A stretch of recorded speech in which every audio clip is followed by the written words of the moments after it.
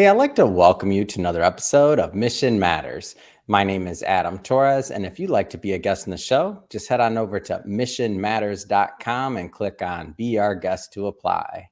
All right, so today I have Nicholas Rose on the line. He's co founder of Hyperscayle.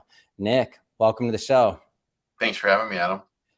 All right, Nick. So this is a big one. Improving your lead to cash life cycle. A lot of business owners, entrepreneurs, and executives watch this show. And I mean, they're looking for exactly what you're talking about. I'm excited to also get some insight and tips for us over here at Mission Matters. So excited to pick your brain for my audience and myself. But we'll start this episode the way that we start them all with our Mission Matters Minute. So, Nick, we at Mission Matters, we amplify stories for entrepreneurs, executives, and experts. That's our mission. Nick, what mission matters to you? Yeah, so for us, every company is looking to scale and grow revenue, but many of them spend money and a lot of it in places or in tools, especially marketing and sales, and they kind of blindly expect results will improve, and the growth doesn't materialize, and it's hard to figure out what's causing those problems. For us, our mission is to help those companies improve how marketing and sales kind of work together and really drive revenue. And this function's pretty much been called RevOps or revenue operations at most companies, but really the time is a lot of people don't have the resources for it or the capabilities to solve some of these large complex problems. So we help companies build these foundations and make them basically so they can have rapid growth, really by connecting these teams, technologies, empowering people to make the decisions. And we do this across the lead to cash life cycle, fixing common problems, like improving visibility in the marketing funnel, understanding ROI, things like that. So we're really excited about this. Love to talk about these topics and helping companies out with these issues. Perfect. And we'll be getting some tips from you today and also some insight. But, let's go a little bit further back in your career. So I'm interested. I mean, like, how does the guy, the entrepreneur, decide that they want to go into helping other businesses scale? Like, where did this entrepreneurial journey start for you? So this started with my other co-founder, Ben Moley. He used to be at Bain Consulting. Myself, I was at Dell. We did been in sales, been in marketing, but started really in mergers and acquisitions. And did 22 of them in the Dell software group. And we were slamming, kind of combining companies together, basically changing out the sales process, changing out the marketing process. And that's where we got and basically really cut a lot of our teeth on this. We got to see a lot of different areas. We went to a startup ourselves in Boston called Mendix. We were basically like employee 80 when we started. It was like very, very little people. There's only like 20 people in the US and mostly everyone in the Netherlands. When we grew that company up to about 3,000, we sold that off to Siemens. Yeah. And so that was a really nice kind of milestone. And so after that, we're like, well, we've done the enterprise. We've seen all these different companies, the challenges and the obstacles they have, help them grow. We've been part of the startup world, grown it from very, very few employees to 3,000. Had a really good exit. What do we do next? And we decided let's go start our own operations company. And we were having consulting and people were reaching out to us, learning from our expertise, and we just started to go off and make a Hyperscayle with the focus of helping companies grow. And these fast-growing companies too. So I think one of the interesting things about your background is that you've done everything from huge companies like Dell, been there and watched or assisted in multiple acquisitions or mergers there, and then you joined a startup yourself. So you've seen that small startup environment, and then it helped grow it to a larger company, enterprise level with thousands of employees.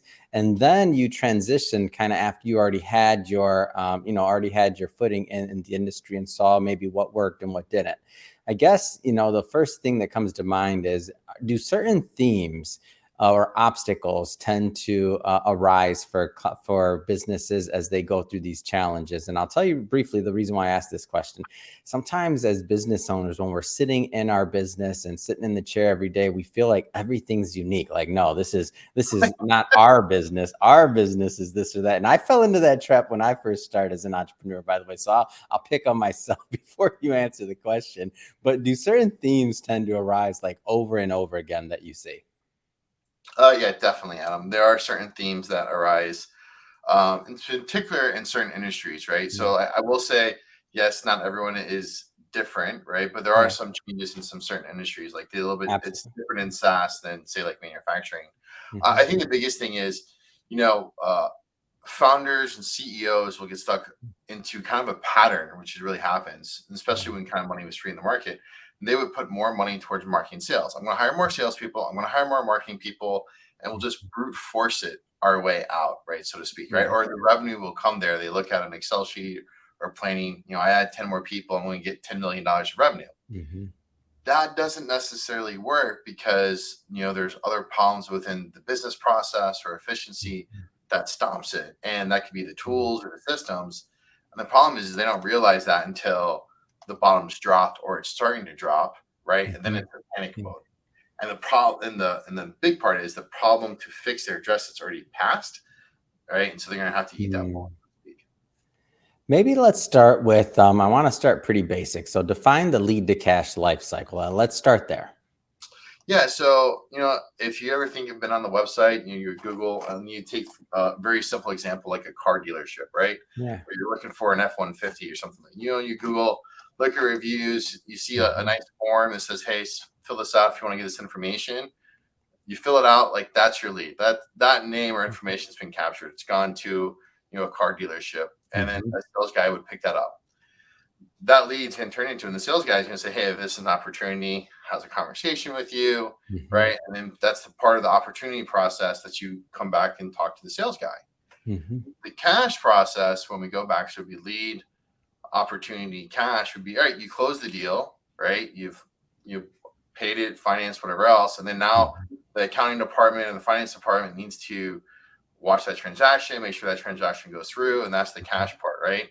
Um, and the cash part gets really, really complicated, or really matters a lot, especially for these scaling businesses, because you could have multiple different ledgers, different products, different things to track Hmm. back to customers or customer relationship.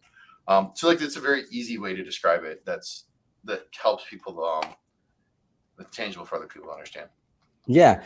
And the idea here is that if you can also, compress that time, if you can make it more efficient as well, and everything. I don't want to stereotype, because everybody has a challenge within that cycle, or I don't want to generalize, 'cause everybody has a different challenge within that cycle. But if you can get all of the pieces within that funnel working correctly, or optimized, then in theory, I mean, that's where you can really start to hit scale, and you can understand as a CEO, or sit in the C-suite, like where the best efficient investment, and where you should allocate resources. Is that the basic concept? Yeah, if you have the funnel efficiency figured out and you're starting to put the dollars in the right places, that's where you can really scale the business. Hmm. And that matters a lot. And the thing that people don't realize is it's not all ratioed the same, right? It's not like Yeah. 33 or 50% all the way out through. You're gonna get more Mhm. money maybe at the top of the funnel at certain times than the bottom. So Hmm. like that also helps out. And we do the analysis and help out companies with that too. Yeah. Why do some companies plateau? There's probably two different reasons for that. I think one Mhm. from the market and scale, especially when you look at earlier startups. Most of their business is done off of referrals or during certain periods of other people that they know in industry, or you'll have Mhm. people who are willing to, especially if their product is disruptive, they're willing to try out those items, or that product that you have. And that market might be getting saturated, right? Or get filled Mhm. out and can't get anyone else. And that's when usually some people plateau. And Yeah. so then they have to do marketing or cold calling to go out to the other areas with it. The other time it plateaus is, there's just usually a business process or a function that Mm. breaks within inside the company. Usually a Mhm. big one, sales enablement. They'll hire more reps. Those reps aren't really being trained effectively or trained incorrectly, and they can't sell effectively, right? And so that's another Mm. way they plateau. Usually those are the two ways. Yeah, I can see that. And one of the thought process, or one of the logics that I think is like, what got you to $1 million in revenue? It's not going to be the same thing that gets you to 10 million, right? Like there's going to be something that has to change, whether it's infrastructure or other ways. And that whatever gets you that 10 million, I'm just picking those numbers out of a hat, by the way. You might have better data, or a better metric on all these numbers. But I just mean, like, you can't expect that what got you to where you're at is going to get you to where you want to go. Yeah, very, very true. And I mean, and part of the process there too, also the people, right? Like even my times in Dell has taught me this, right? Right. Um, even when Michael Dell was scaling his company, he had 12 different CFOs, right? At certain stages, the same people that get you to 0 to 100 are not the same Yeah. people most of the time to get you from 100 to a billion. Yeah. And so one of the topics or one of the points you brought up in here, and I want to go a little bit further in it, is the communication between sales and marketing. I feel like that's the age old conversation, right? So sales says marketing's not giving us the right lead, and marketing says sales isn't closing the deal. Like what? Give us some insight in your experience on that communication factor. Yeah. I put you on the hot seat on that one, depending on which one is listening, right? Yeah, yeah. Well, it's always a fun time when you walk into a room and you see both of the leaders yelling at each other. I think so. Mainly, what it comes down to is they're both siloed, right? And they're supposed to be. And I mean, let's be real. Nobody goes to college and they don't really teach marketing or sales, right, into the day's world. Like for people to really understand it or running a business at that point. Yeah. And I think part of that is those groups are so siloed out. There's just not really an effective communication bridge or gap between marketing and sales. Mm, Um, and a lot of times it needs to become on marketers, not to pick on marketers here, bridging mhm, that gap, coaching, teaching sales what needs to happen with their campaign or how to follow up or working with messaging. And then sales has to take that and actually run it and then be a little bit more open minded in that case. But mhm. most of the time it's because those two groups are so siloed out and they're not looking to communicate across the other aisle, so to speak. Mm. And so also thinking about, I guess we have to pick on the tech while we're here. We picked on sales, we picked on marketing. All right, let's talk about tech. So many different platforms, so many like what else do we have to bring to make this thing grow? Like let's pick on that side for a little bit. Yeah, it's funny if you look at the history, like you see me Martech or even sales tech is getting big. Thinking like 2003, there were maybe like 50 or 100 different platforms out there for technology. If you look at today, there's a nice little infographic. There's over almost like 500,000 different technologies out there. You look at for like sales acceleration technologies. There's like 50 different kinds, right? Mhm. Sales loft, outreach, right? Gong. Like people can't make heads or tails out of that. Yeah. And then the secondary problem is people will buy technology thinking it will solve their business process problems, Mhm. and it won't, right? Because usually it's like the dog wagging the tail, so or the tail wagging the dog. Sorry, Sure.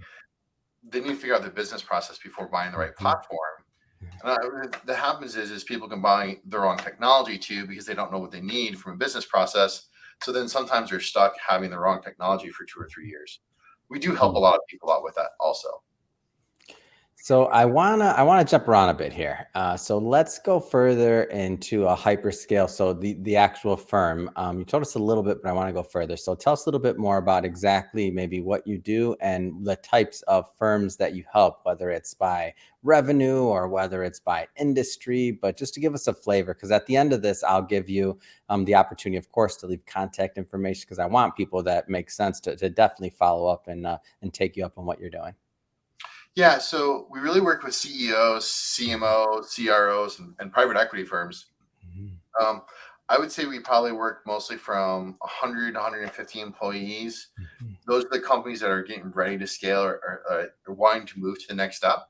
Mhm. And then we really work with large enterprise companies, 5,000, maybe 10, 20, 30,000 employees who are Mhm. trying to solve like really complex strategy problems Mhm. between their technology, sales, and marketing that they just don't have the expertise to go figure out, right?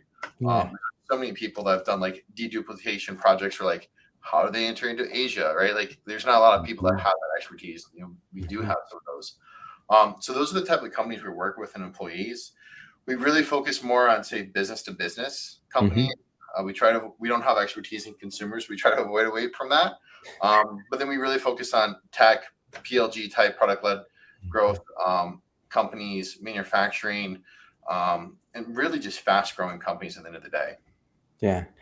And one of the things that, as I've done, some research into what you guys do that I believe is unique is that there's consulting, but you also work on the implementation side. Like, tell me more about that.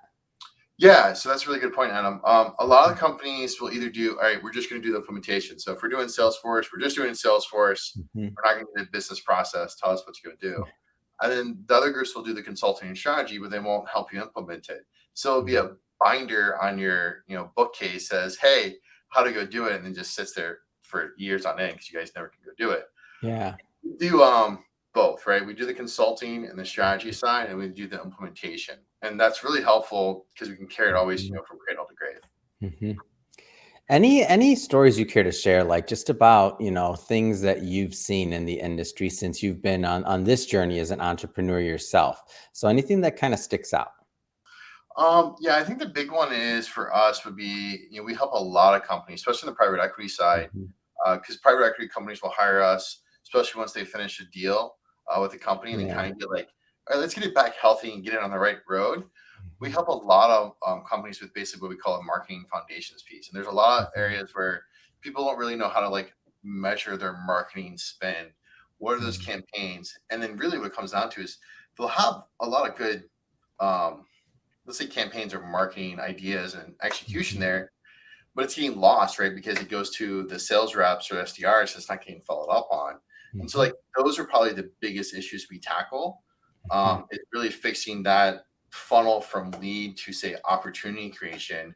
measuring it, and making sure people are effectively following up on those leads correctly, really, to turn them into Yeah.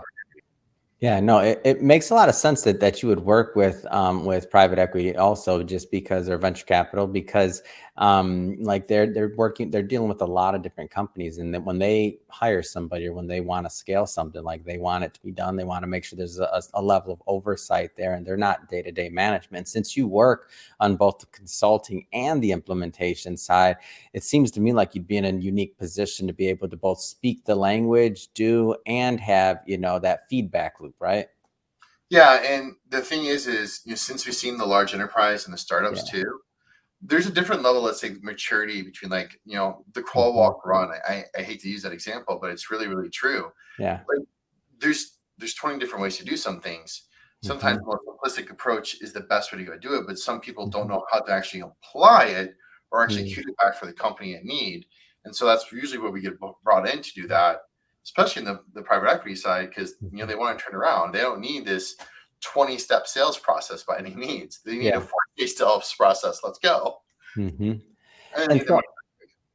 I want you to walk me through like what the kind of like what the user journey would look like to work with Hyperscale. And by the way, not to oversimplify, I know I'll preface it by saying every company is going to be different, industry, size of company, all these other things like that, and this where they're at, the founders. I know there's infinite complexity there, but like, what does it look like just in general to kind of walk through that process or to get started? Yeah, it's a good question, Adam. And so when we usually start this process, we kind of ask like, hey, we just do a kind of a quick discovery session. Hmm. What's really a pain point? Help us understand like what your problems are. And then what we usually ask is we do a scoping for free, right, for the business.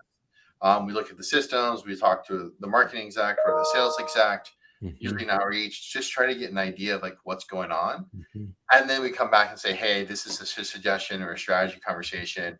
And then we kind of have a proposal. And so that's usually how the engagement works. And it's been very, very successful for us.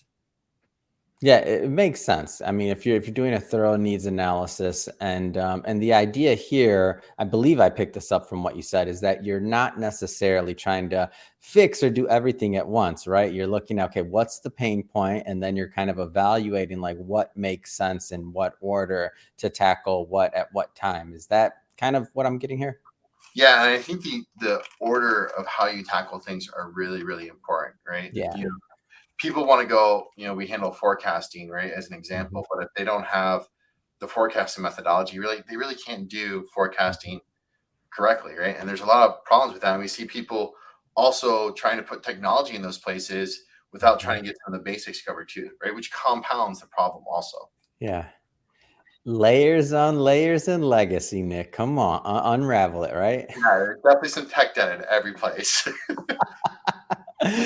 As there should be, though, by the way, not, I mean, because a lot of companies, I mean, if you started a certain way and you were set, you didn't, maybe you had a thesis, right? And it got bigger and it got bigger. You wake up one day, you look around and you're like, wait, where'd all these people come from, right? 50, 100 people. And you're like, okay, we're supposed, you've had your nose down. You've been kind of looking at what you need to do. You've been executing, and now you're hitting this plateau and you're thinking, okay, what am I missing?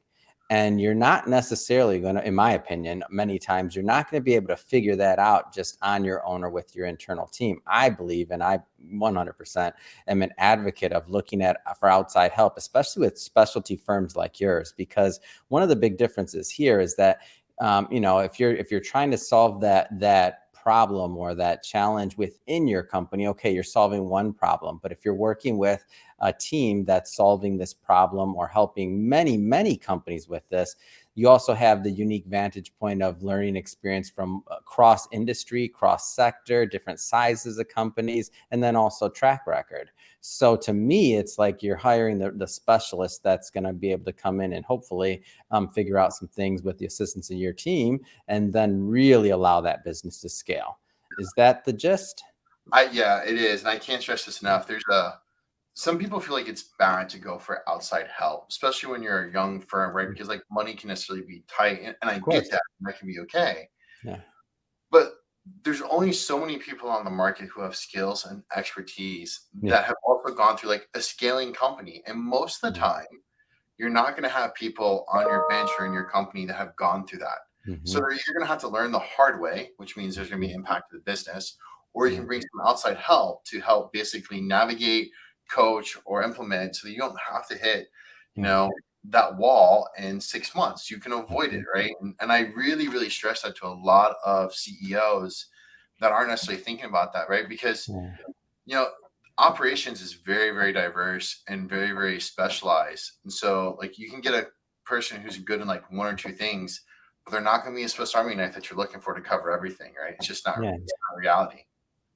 Yeah, and the other thing is, and this is my bias, not yours, so I'll say it. The people that are really good or really get into this, they started companies like Hyperscayle.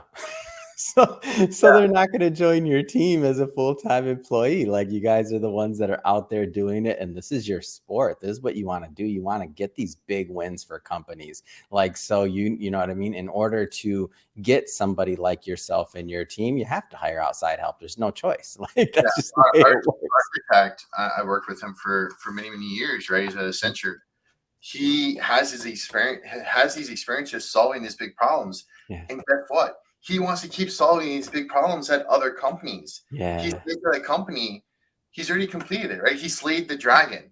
Yeah. Now what? You're not going to keep or retain those type of talent or people either, right? Because those people, like you said, Adam, are going to join us or other consulting firms because they want to keep solving those big problems, right? So people need to realize that too.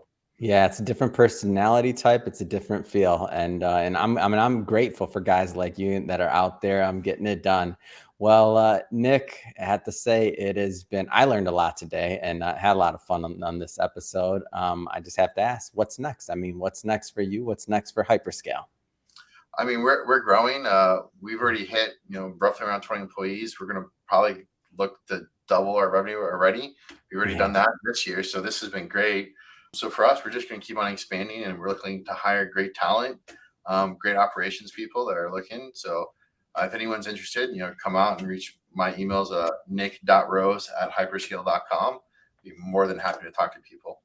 It's awesome. And we'll put all that information in the show notes so that our audience can just click on the links and head right on over. And speaking of the audience, if this is your first time with Mission Matters or engaging with the platform, we're all about bringing on entrepreneurs, executives, and experts and having them share their mission, how they're making a difference in the market, and really what we can all learn from that so that we can all grow together. If that's the type of content that you're into or sounds interesting or engaging to you, hit that subscribe button, because we have many more mission-based individuals just like Nick coming up on the line, and we don't want you to miss a thing. And Nick, man, congrats on the growth, congrats on all the success, and congrats on all the companies out there that are working with Hyperscayle and have the benefit of your and your team's expertise. So thanks again for coming on the show. Thanks a lot, Adam. Take care.